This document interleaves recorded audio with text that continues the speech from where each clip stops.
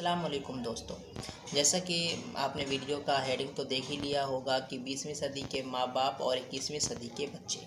मैं ऐसा क्यों कह रहा हूँ कि देखिए, इसे कहा जाता है जस्ट जनरेशन गैप। वो ये कि 21वीं सदी के जो माँ बाप बच्चों को देखते हैं, 20वीं सदी के जो माँ बाप हैं वो बच्चों को देखते हैं। तो जब वो उनके रिश्ते के लिए जाते हैं तो उनकी जो सोच होती है वो 21वीं सदी वाली सोच होने के बजाय 20वीं सदी की सोच होती है। 20वीं सदी और 21वीं सदी की सोच क्या है? 20वीं सदी में आदमी ये देखता था कि लड़का चलें, थोड़ा उम्र है, ज़्यादा है चलेगा, मोटा है चलेगा, और लड़की उम्र कम है चलेगा। तो ये सारी चीज़ें पहले 20वीं सदी में आदमी कहता था कि मोस्ट इम्पॉर्टेंट जो चीज़ है, सब कुछ चलेगा, बस ये नहीं चलेगा कि उसकी अर्निंग सोर्सेस कमज़ोर हो। कमाई का जो ज़रिया है उसका वो मजबूत होना चाहिए। पहले माँ बाप सिर्फ ये सोचा करते थे, लेकिन अब इस चीज़ में जो है चेंजिंग उन्हें लानी पड़ेगी। वजह उसके पीछे ये है क्योंकि अब 21वीं सदी है, सोशल मीडिया का ज़माना है। बच्चों की बहुत सारी सोच होती है, उनकी डिज़ायर्स होती है, और डिज़ायर की जब मैं बात करता हूँ तो मुझे लगता है कि लोग यहाँ पे समझेंगे कि डिज़ायर के माने क्या होगा यहाँ पर।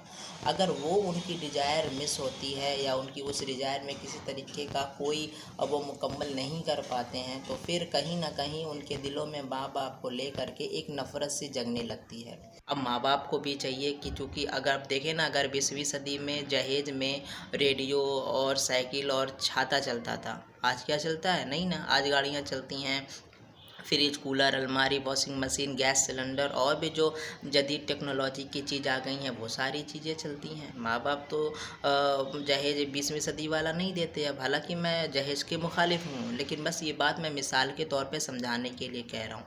तो जब जहेज 20वीं सदी का नहीं चल रहा है तो सोच 20वीं सदी की कैसे चलेगी?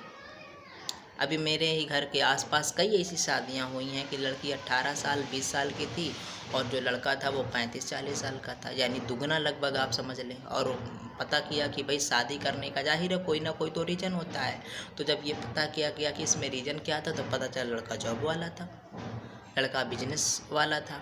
बात देखिए, जहाँ तक सवाल कामयाबी और नाकामयाबी का, वो तो कभी भी हो सकता है। बहुत सारे लोगों की ज़िंदगियाँ शुरुआत में शादी से पहले वो बहुत क्रिटिकल कंडीशन में थे, बहुत गरीब हालात में थे, लेकिन शादी के बाद हालात बदल गए।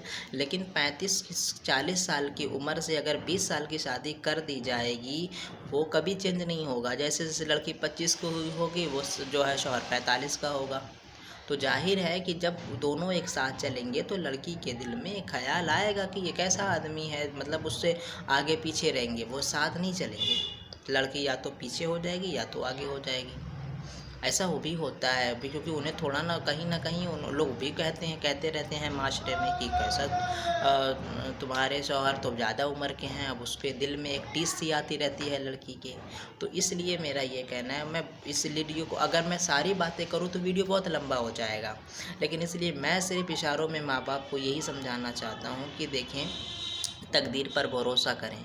जो मोस्ट इम्पॉर्टेंट चीज़ है वो सिर्फ ये है कि देखें कि बच्चे के लिए कौन सा जोड़ा बेहतर है। तो ये भी है कि उनकी पसंद को मालूम किया जाए, और अगर उनकी कोई पसंद है और उसमें कोई दिक्कत नहीं है, या छोटी बहुत 19-20 की दिक्कत है, तो भी जो है उसमें जा कर के उसके रिश्ते को कोशिश करें कि ऐसे रिश्ते को चुने जो रिश्ते बाप बेटों की तरफ, बेटों या बेटियों की तरफ से आएँ, बजाय अपने रिश्ते अपनी जो है जो तजर्बे से रिश्ते चुनने से बेहतर है कि बच्चों के दिल को भी शामिल कर लें, उनके दिमाग को भी शामिल कर लें, उनकी सोच को भी शामिल कर लें।